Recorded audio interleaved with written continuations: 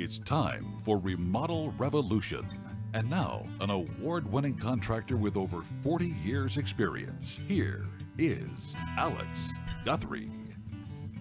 Welcome to another episode of Remodel Revolution. I'm your host, Alex Guthrie. We're coming to you live from the world headquarters of Remodel Revolution, from right here, deep in the heart of the great state of Texas. I have got a fantastic show today. We have Miss Deborah Fitzhugh. She is the senior designer at Closets by Design, and we have Dan Dean with his new named company, Earthwise Constructors. We're going to talk solar with Dan, and we're going to talk garage finish outs with Deborah because it's that time of year. So hang tight, don't go away, we'll be right back.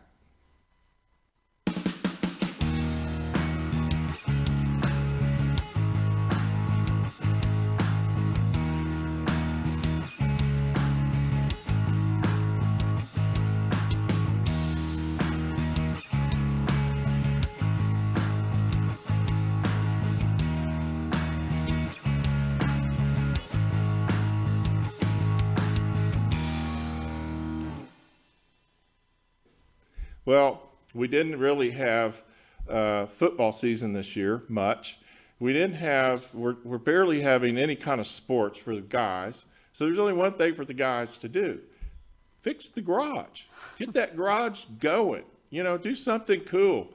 Put your little collectible car in there, your model airplanes, whatever. But before you do that, you need to call Closets by Design because they are the people that do it for you, and they will send out their senior executive designer. For some reason, I'm having a hard time with that. Senior executive designer Deborah Fitzhugh, who is the queen of garages. Good morning. Good morning. How are you? I'm doing great. Good. Thank you for having me today. Hey, I'm so glad you could get here. And so, our whole world has changed so much in the last year that we're doing everything from home now. Mm-hmm. And that kind of means that all of our little spaces that we used to not really think much about are having to kind of be modified. Absolutely. I see that every day when I'm meeting with clients. They're staying home more, so they want their home better organized. Well, and not only that, you're having to use all of the space that you have, and people want a little they want their spot, their areas. Absolutely. Right? And yeah. So one of the things that, and I don't think that it's a man cave anymore. I think it's a they cave. Absolutely. I agree with you. A lot of women love hanging out in the man cave too. And a lot of the Absolutely. guys like having them there. Yeah, very much so. And so it's that time of year when we're going to be able to go out and it's not so hot and uncomfortable. It's time to get out and clean out the garage and organize it. And having a garage system is not a new idea. No. But the way we're doing them now is it seems like it's becoming more and more focused on new things and new technology. So give us an idea of some of the things that you're doing in garages for. I keep wanting to say the guys. Yeah. But I'd say for the family. house. Well, yeah, for the absolutely. Family. You're absolutely right. It's not just for the man of the house, but think about kids, and lots of our kids are in multiple sports and have lots of equipment that they need to have stored. People are buying more in bulk, so they need storage for all of those extra paper towels and That's different right, things that's like right. that. Yeah. So it is really for the whole family. Dog, pets, we have pets, we have pool equipment and toys and all of our things for our yard. So it's not just a place to house our vehicles. It's a place where we can store all of our household goods as well. Well, and you still have all the stuff, right? And so the idea is to organize it in such a way that you can use this as a man cave if you want, as a place to watch TV or For sure. or do video games or get out of everybody's Or a hair. gym. I've had some And- clients turn their garage into a gym, a home gym. So, What are some of the features that you're doing in garages? well, we actually can do most anything in a garage. I mean, we've turned some into actual rooms, like you've mentioned.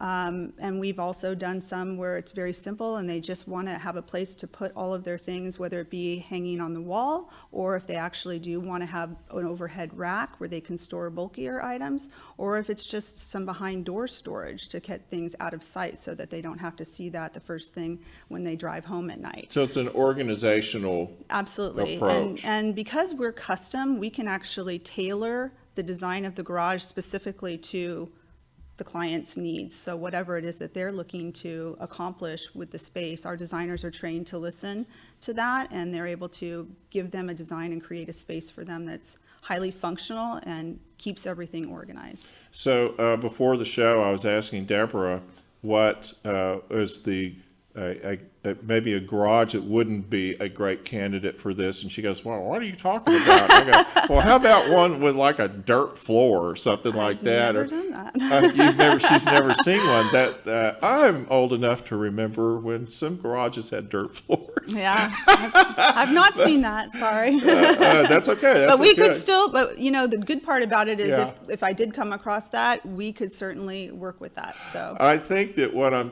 getting at with this is that the materials that like the modern garage, most of the time now has a weather sealed garage door. It has weather stripping. Often the garage door is insulated. And so you have a real closed environment when that thing's down. Right. Now, I don't know if builders are getting any better about insulating the walls in garages. Forever we didn't do that. They Right. didn't want to spend the money. But I think that if you're having a house built and you're thinking this might be an option for you down the road, I think it would be a really wise thing to talk to your builder and say, why don't we just go ahead and spend the few extra dollars and insulate the walls? And a lot of garages aren't insulated on the ceiling either. Yeah. good And point. so that could really change what you could do in it to finish it out. Well, and to your point, I mean, people are spending more time at home, and so sometimes they are looking to create an additional space. I just met with a client the other day who, she actually just created a home gym in her garage and has all of her equipment because she wasn't able to actually get out to her fitness studio for the last year. So she actually brought her clients into her home and is actually using her garage to actually work with clients. She's a personal trainer. And of course, finishing out a garage isn't a new concept at all. It's just that we've converted them to bedrooms, we've converted them to mother-in-law suites, but we're talking about kind of an in-between type finish out. You and I are when we're going into turning a garage from just still a place you could park your vehicle, but it has now more of a multi-use purpose. Exactly. Yeah. So let's talk about flooring, because you brought a flooring sample with Yes, you. I did. And one of the things that has been an evolution really in garages is the flooring. And so Absolutely. we've gone from this greasy concrete, oil-covered concrete, to epoxy paints and all kinds of stains and finishes and paints. And they're fantastic, but Yeah. they're expensive. And you still have to maintain them. There's still issues with them from time to time. Yes, this But is now we have products. Yeah, this is actually a product that we install. It's called Trax Tile, and it's a great alternative to epoxy. And what I really love about this product is it has a lot of great features. It's actually a tile, and they snap together, and it can be installed very quickly. So this is like, just for our podcast listeners, this is looks like about a 12 by 12 plastic. I guess it's some sort of It's plastic. like a PVC material. A PVC material, but it locks together Correct. at the edges. So it stays in place, but it looks Exactly. like it's something, if you needed to get it up to Yep. clean underneath it, that would be fairly simple. Absolutely. And it does have a venting in it, which I think is awesome because it allows for water and dust to actually filter through, so it's not sitting on the surface of your garage floor. So it helps with not, you know how a lot of times in the summer can be a lot of water from your AC from your car. You're not going to slip on that. Oh, that's great. So it's a little bit, It's got some slip resistance to Uh-huh. it. And then the fact that the dust particles actually filter through, it actually means that you're not going to be tracking that dust into your house. Oh, So it that's actually great. keeps your That's house great. cleaner. So a I lot of love people really this. like that. Yeah, this is a beautiful product, and we can do it in a lot of different designs. I actually have a client who recently did his in cowboy blue and silver. So he kind of designed a really fun space. I imagine you could paint it if you wanted to, couldn't you? Well, it comes in a variety of colors. Does I think it? there's over 20 colors. Oh, You can even well, get hot pink if you wanted to have a hot pink Now we're garage floor. talking. Now Yeah, we're talking. Absolutely. Yeah. And so, because epoxy paint, guys, is really expensive, and unless the person installing it really knows what they're doing, it's a very detailed process, and you have a lot of chemicals and off-gassing and things like that. And I just love this idea of this flooring, because this There's stuff's no tough. chemicals at all. Yeah. It can be installed, like I said, in just one day. So the prep is awesome. You Mm-hmm. don't have to prep your floor. And also, if you have a lot of foundation cracks, a lot of people do in their garage, you don't have to do anything with Mm-hmm. You don't them. have to deal with You all can just that, put yeah. this over it, and you're not going to see those Super cracks. great idea. Super great Yeah, idea. So what about cabinetry? Now, if you have wood cabinets, or you have the wrong kind of wood cabinets, we're still talking about an environment that's typically not a air controlled environment. Correct. It's environmentally controlled. So if it's 100 degrees outside, it's 100 degrees in the garage. Or more, Or actually. more. Yes, absolutely. that's true. That's true. So a wood material is going to tend to warp, Mm-hmm. or in the winter months when it's colder, it'll contract. So you do have that expansion and contraction process. So a wood material is probably not an ideal material to have in a garage, or plastic, metal. Those are all materials that I would probably stay away from. Our material, we use actually a thermal fused melamine product. So it's coated with the melamine coating so that it's going to be resistant to any peeling or any chipping, cracking. Let's explain a little bit Yeah. what melamine is. Okay. So melamine is like almost like a liquid plastic, sort of, Okay. isn't it? Well, we actually use it's Is it applied liquid, or is it applied as a sheet? it's applied as a sheet. Okay, Yes, okay, then so I'm it's a wrong. thermally But the core material that we use is actually a commercial grade particle board, and then Mm-hmm. it's thermally fused with that melamine coating. And so it's not going to be peeling or chipping or cracking or any of those problems that you would have with Mm-hmm. either a painted or a stained material. So it's going to stand up to the elements and the extreme temperatures that we have here in the DFW Okay, area. well, and that's the most important thing, because obviously we have extreme hot, and as we experienced this year, extreme cold. Absolutely. And so that, I would imagine, gives you a huge selection in colors, and then let's talk about hardware. Is there a preference for hardware in this environment, or is it kind of all the same? Well, we can do a variety of different options. I mean, we have modern pulls that we can put on the cabinets. Some people like larger pulls, and some people want to have something that's going to match what their interior of their home is. So we can actually customize the hardware to match. Do you have more people air conditioning their garages when they do this?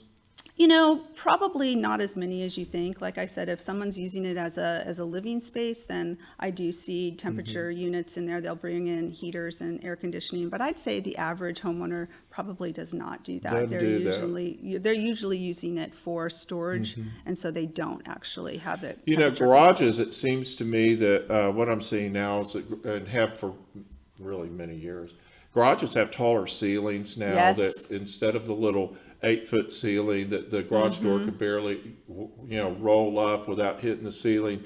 Now they're taller. They're 9-foot ceilings mostly. Or 10. Or I've seen 10, some, yeah. especially, yeah. And that gives you a whole new avenue of features that you can use, like a big fan or things like that, projection TVs, all kinds of stuff. Now, of course, I've done them with air conditioning, heating units in them, and then a lot and nice cabinets and nice things, and then you can see a air hose hanging down where the guy wants to bring his car in and fill his tires with air. Oh my gosh. So they can get pretty complex. Yes. What are some of the more fun things that you've done for people design wise on these? What are they using them for?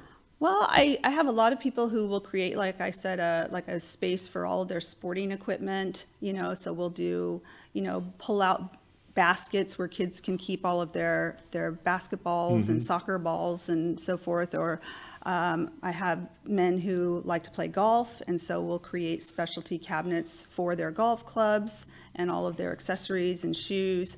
We have a lot of people who like to create and keep all of their shoes in the garage instead of bringing them into the home. So we actually will build them shoe cabinets with doors on them so that they can house all of their shoes. I would imagine it's a great seasonal Absolutely. type area too, as well, because you can go up in the closet, or you could go to the garage. That's right. I didn't call. I meant attic. Yeah. Sorry, guys, I'm a little dingy this morning. You can go up into the attic like we've always done, or you can go to the garage. I would prefer the garage, I think. And then I've been in some where people have done themes. Tell us about some of the themes that you've done.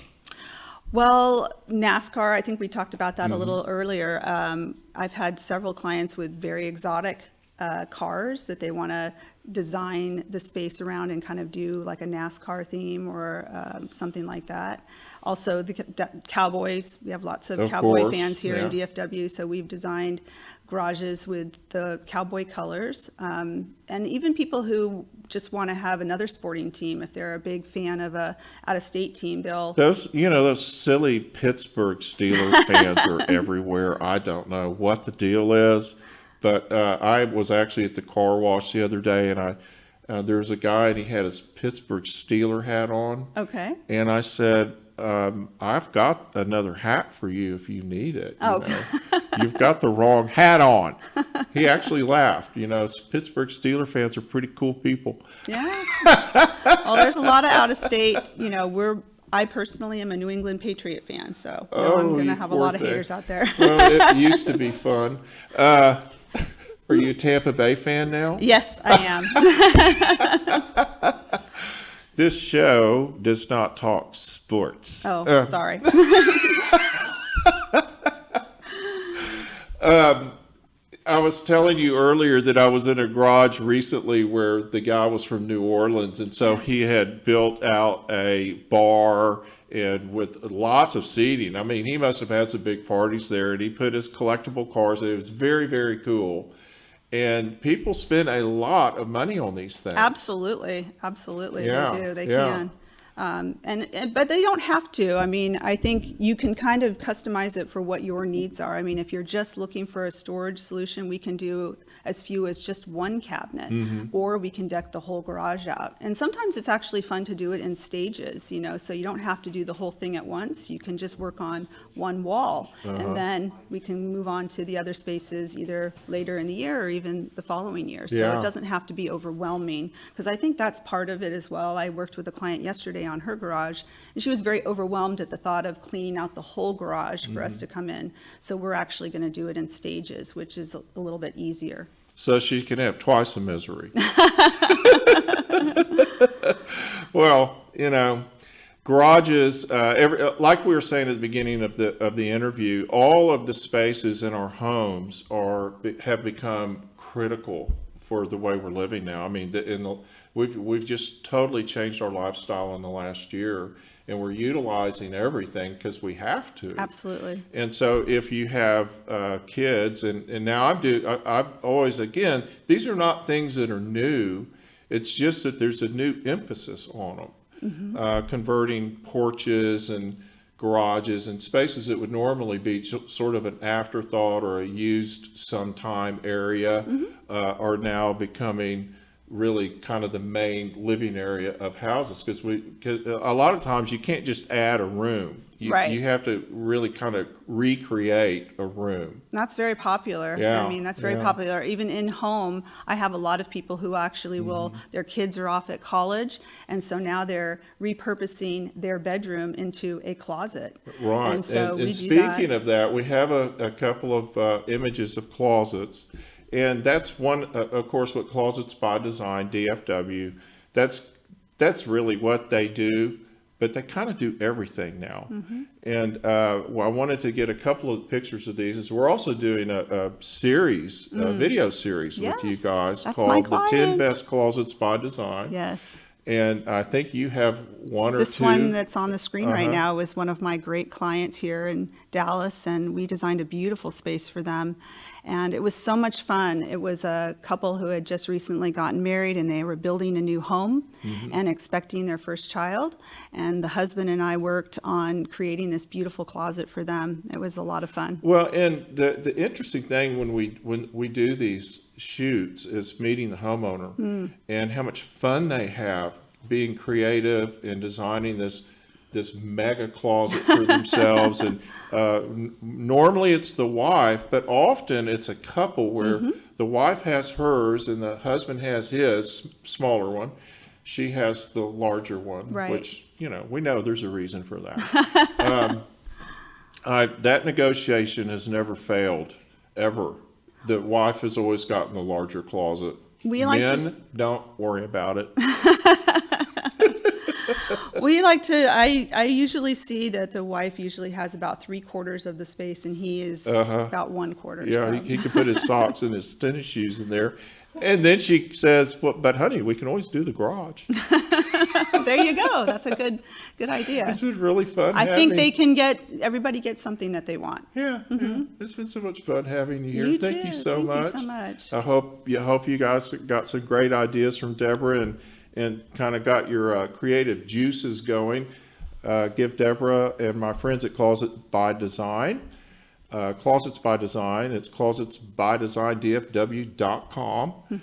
Check it out and call and ask for Deborah Fitzhugh if you're going to do your garage. Absolutely. I would love to work with your clients.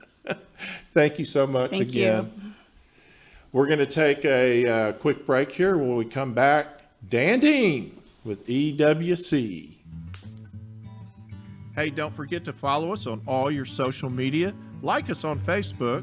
Subscribe and share on YouTube, and check us out on all your social media platforms. Don't forget to watch Remodel Revolution on your smart TV, on Texas Weather Tracker TV, on Roku, Android, Apple, and Amazon TV, Sundays at 1 and 3 p.m. Central Standard Time.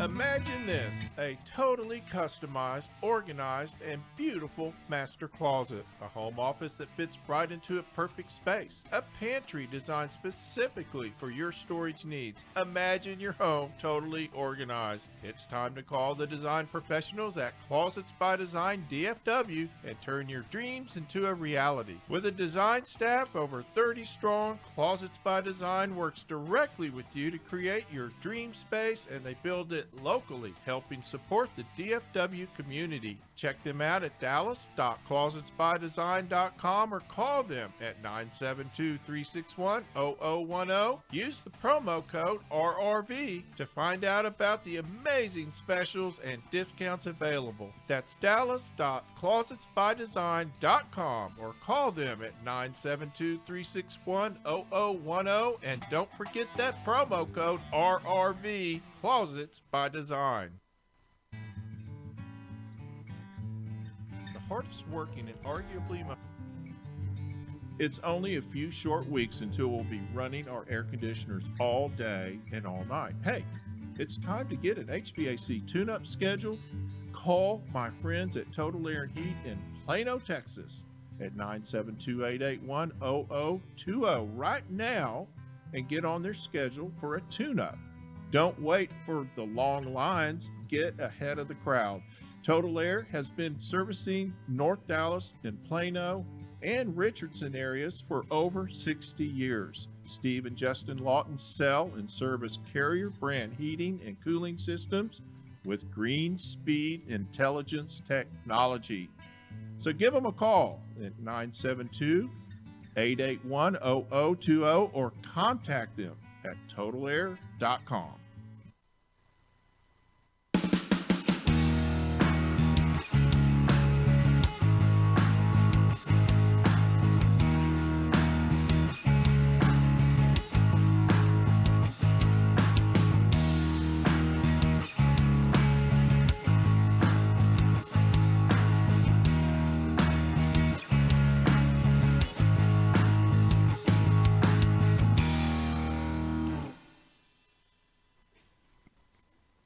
Not only are we coming up to the time of year when we have the most sunlight and would make, of course, any solar guy happy and solar panel owner happy, we're also in a time when energy prices are skyrocketing, and we're trying to sort of ease away from a whole lot of our fossil fuel energies, and solar has become a huge business. I notice as I go through my neighborhood, I'm seeing more and more houses that have solar panels on top of them. My friend Dan Dean with EWC, because I can't remember the name of it now, EWC is the solar guru in this area. And we've had him on recently. We were talking about geothermal, which is another one of his specialties. And I said, Dan, would you please just come and talk to us about solar, because there's a lot of questions and a lot of people getting solar. So welcome to the show. Thank you very much. Appreciate you letting me be here, Alex. Yeah, it's really great. So you have it's Earthwise Constructors. Sorry. I'm having a problem with names this morning. You know, some days you just have a blank brain day, and that's kind of most days for me at some point, but today it's early. So we were going to talk about the 5 elements of solar, which I thought was a great title for this discussion. And is this something that you would talk to your potential clients about? They are things that we need to discuss with them so we know how they want to proceed. There's lots of in and outs about solar. I can give a really good example of the question that I received during this big last cold snap, when people lost power and all of a sudden their solar wasn't providing power for their house. They're going, why don't I have power on my house? I've got all this solar, on it. And there's a code called UL 1741 that requires any grid-tied inverter to disconnect and to not provide any power should the grid go down. And it's to protect the linemen who are out trying to repair the lines. It would shock them if you were producing power. So let's explain that, because that was when we first started putting solar in houses, that was a big question that they were like, well, my solar panel will keep sending power back through those lines. You don't want that if you're not if you're the lineman. The lineman, that's right. And it's so dangerous. what we're saying is there is a switch basically in the system that Dan is saying it turns it off. It's just like a light switch. That's just right. turns it off, so the current stops. And it cannot produce power. And it can't produce power. Now, there are ways to get it to produce power. It's called islanding, and we'll talk about that in a minute. Okay. It's one of the elements we have to discuss. And so I think that's great. So we just had this cold-ageddon, freeze-ageddon. Really. And it was bad. It was super bad. There were people that were without power for weeks, actually. That's right. And we were at sub-zero for many days. And so there was a lot of damage done, and a lot of people that probably thought that solar panel was going to be their savior. Their lifeline, that's right. But it probably couldn't. It couldn't be. Yeah. Not unless they had a system that was designed to be islanded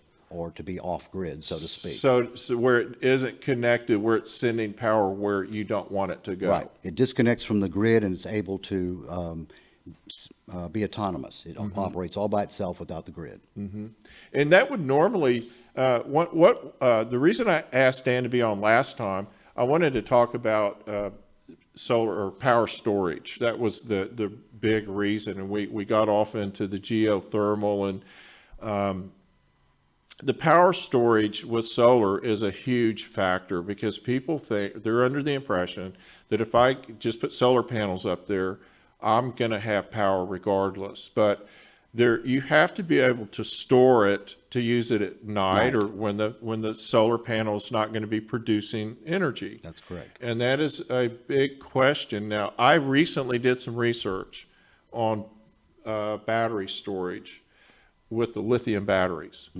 And it kind of scared me. I mean, you guys have been telling me, you and other solar people have been telling me for some time about some of the issues that they've had with lithium batteries. Thermal runaway. They're a lot more complicated than just a lead battery that's in your car. It's just a lot more complicated. Can you explain that in layman's terms? Real quickly, a lithium battery is a solid chemical energy source. If they are internally shorted by accident, let's say you're in an accident or something, a screwdriver gets poked through the battery, it internally shorts them and they overheat, and those chemicals then catch on fire. It's called thermal runaway, and the one battery will catch on fire, which will heat up the next battery and cause it to explode and catch on fire, and it's a chain reaction. So lithium can be dangerous if you do not handle them correctly. They're a superior technology because there's no memory problems. You can fully discharge them. They'll last for 10 years. They're smaller. They are more expensive. They're half the weight. They are much lighter. Yeah. Yes, they are. Yeah, yeah. They're expensive now because they're Prices they're so are new. coming down. Yeah. They're a lot less expensive than they used to be. And so one of the things that I kept seeing over and over when I was doing my research is if it catches on fire, don't throw water on it. Yeah, that's right. Tell me what that meant. Well, water spreads it's like oil. If you put water on oil, it it's the spreads it. chemicals that are And in it it. spreads the chemicals, and the chemicals just continue to burn wherever they run to, because they get part of the water and it carries it off and the fire spreads. Now, are there kind of rules to keeping it charged or discharged at a certain level so you don't have issues with them? Well, the charging is definitely important, but the environment that they're in and making sure that they're not damaged is the most important part about lithium ion. I see. The lead acid do not have that problem. The chemicals do not burn by themselves. So you basically got sulfuric acid in them, and it's not a flammable liquid. It just eats through stuff. That's It's right. It eats through things. Just no big deal. That's right. So let's talk about the 5 elements of solar. All right. Well, normally we start out whenever we talk with a homeowner about the solar panels that we're going to be using, and that's very dependent upon the type of roof you have or whether we're going to be ground mounting. There's 3 basic types. There's a rigid panel and there's a flexible panel. There's 2 types of rigid. There is a premium or high performance, and then there's your standard panel. A high performance panel you could get as much as 27% efficiency out of, whereas a standard panel you might get 17 to 19% efficiency. What does that mean when you say an efficiency? The sun to electricity conversion, based on any amount of sun, I'm going to convert 19% of that into usable DC electricity, or 27%. I see. And in the case of flexible, which is your roll-up types that are being used on standing seam roofs where they fit right between the seams perfectly, not that you can't use rigid, they're only about 6% efficient.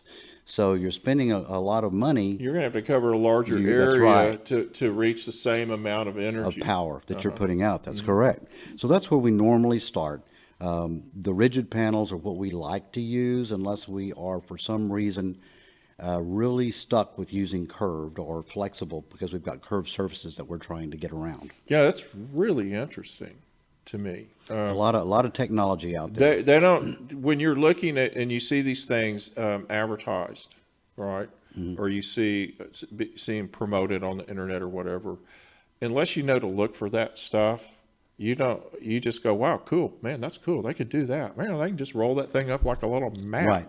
And it's nice if you're going to go carry it somewhere and take it for portable, Mm-hmm. because it's very portable. And that's the key thing about the flexible. They roll But up. you've got to have realistic expectations about what it's going to provide for you. Yeah. If you're doing a home, I highly recommend using a rigid, and unless you're just really stuck on first cost, go to a premium panel. They'll produce quite a bit more, and the cost difference is less than the amount of performance they're going to give you. In other words, the cost per performance is better for the premium than it is for the cheap ones, which is your standard. I see. So, number 2 on our list. Number 2 is the type inverter we're going to use. And this is where that ULT 1741 comes in.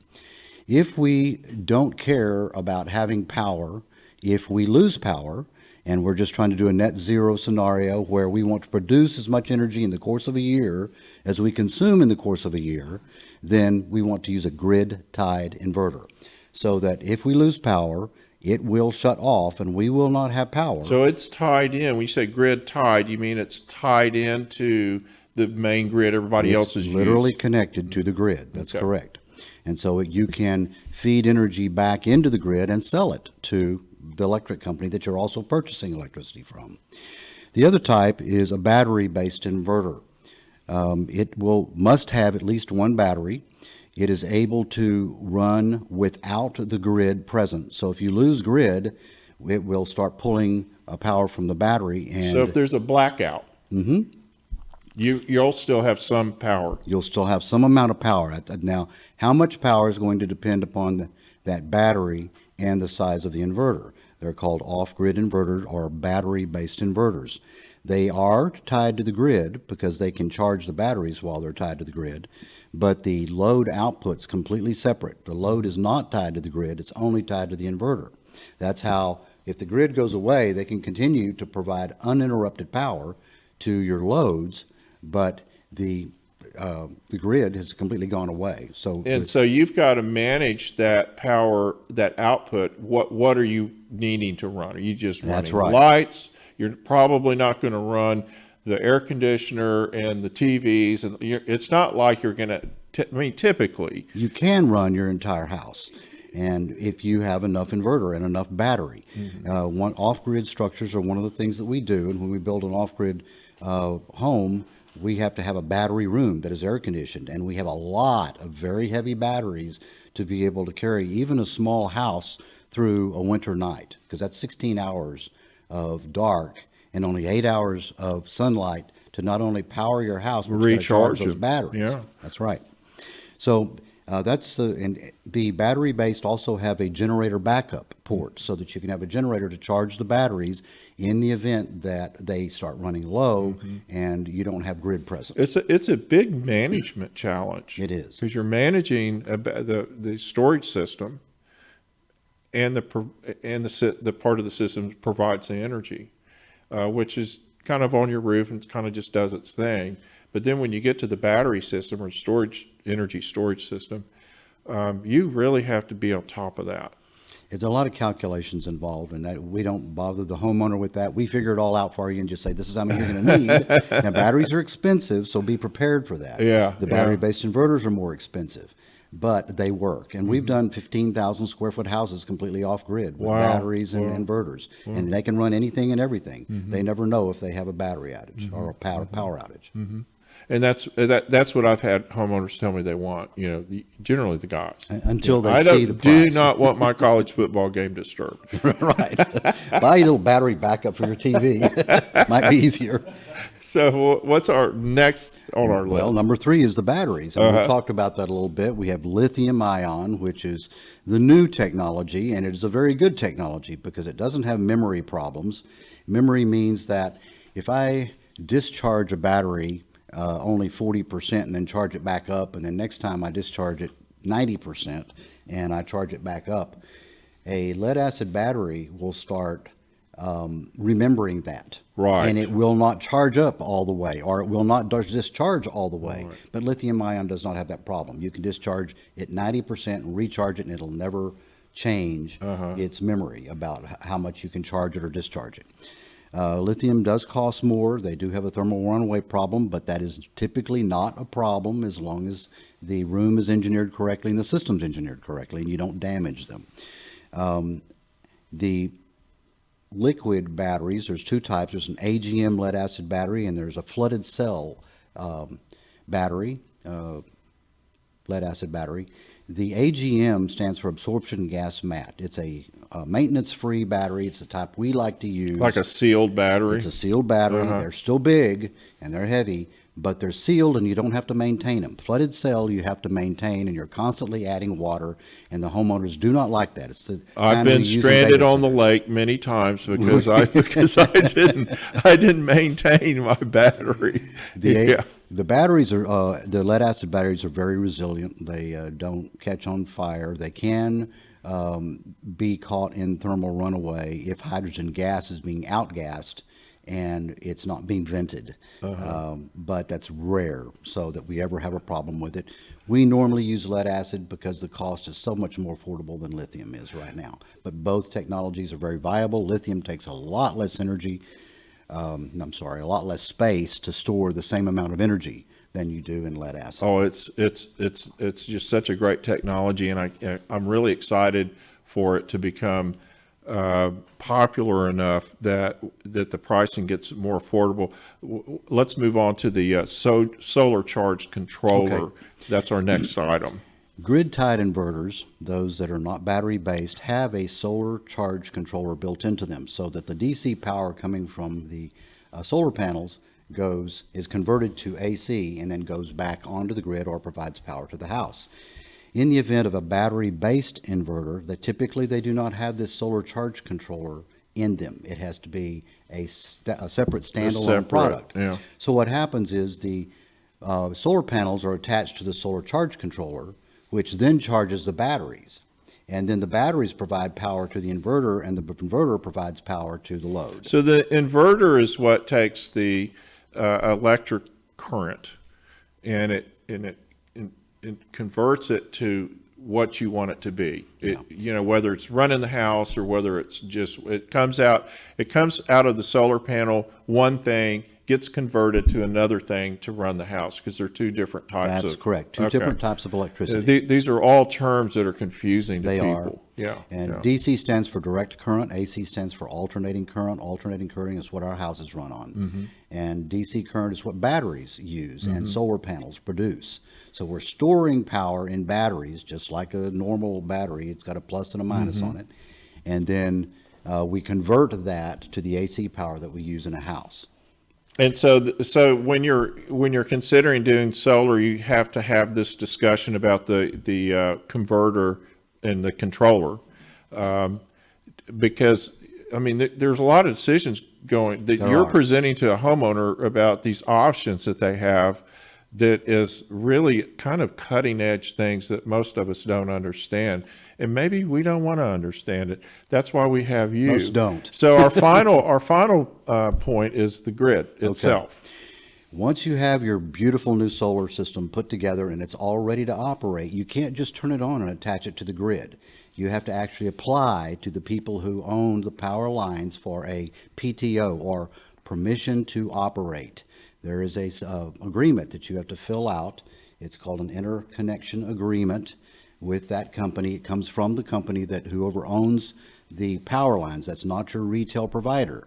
It's whoever owns the power lines is who you have to apply to. And that usually your installer does this for you if they're aware of it. If they're the one doing the engineering, they'll also make the application. Some do not. They have to have someone else do that for them. There were a lot of discussions early on in solar, and I think that we started having these discussions. You and I probably met in the early 2000s originally, when we started doing zero energy houses and things like that. And there was a lot of discussion about how the private power providers were going to handle this, particularly the feedback into the grid. Some of them just said, heck no. Yeah, we don't want it. We don't want it. Because we can't handle it. Right. And then some of them were more receptive and flexible. But I think we were all learning together how this would work or if it would work. It was very interesting. So the bottom line is you have to be in touch with your energy provider, or the people, actually the people that own, not the provider or necessarily the agent, but the owner of the power lines. Right. And your retail provider can tell you who that owner is if you need to apply for it yourself. Typically, the people installing the solar panels can help tell you who it is or make that application for you. It's a lot easier because there's a lot of technical stuff you have to provide to them, because they want to know whether or not their electric lines are going to be able to handle this power you're selling back to them. And that's another good key point. If you want to sell power back to your retail provider, you're going to have that PTO. You can't even put it online until you have that permission to operate. But then you can also sell energy back to your retail provider once you have that. And so this is, if you're just going solo and you're not tied into the grid, Right. this isn't an issue. Right. But if you tie into the grid, you're actually tying into somebody else's property, basically. That is correct. Yeah. And you have to have permission to operate on their property. Wow, man. A lot to it. There's a lot to it. There is a lot to it. It's always great having you here. Well, it's always a pleasure. And Always fun. And I guess your world has really changed, like everybody in the solar world has really changed a has. lot in It's the last booming. year. Yeah, yeah. It's almost becoming standard on some home builders now. They're at least wiring the houses for the option, if not going ahead and installing it for the people. They're offering it as an option to build a house, to have solar installed. Well, it seems like I'm seeing a lot more now. Are there energy rebates available? There for still people? are. There's a 22% tax credit still available if they don't renew it through this year. And then some the electric line owners, not the retail company, but the people who own the power lines, some of them are offering cash incentive to actually install solar, because it means they don't have to build another power plant. You're actually helping them out. Well, and as we've all experienced really nationally in this winter, it's almost becoming vital, because our power grid is really in distress just from age, if nothing else. But well, I tell you what, to fix it is mucho dinero.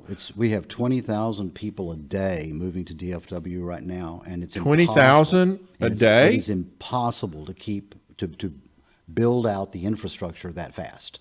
And so that's why it's in such distress, and that's why they are so willing to give you cash rebates to put in solar right now. So leave your pets at home. I'm just kidding. We love pets. It's always great having you here, and we'll do it again soon. I hope so. I appreciate it. Always a pleasure. Dan Dean with Earthwise Constructors, EWC, and you can get to them with ewcpro.com. Give Dan contact him if you're thinking about solar, if you have any questions about getting new solar or the solar you've got. Thank you so much. It's been a fantastic show today, and we'll be back next week with Remodel Revolution. The views and opinions of this program are for educational and entertainment purposes only and are not intended to replace the recommendations of a hired professional. You can catch Remodel Revolution anytime.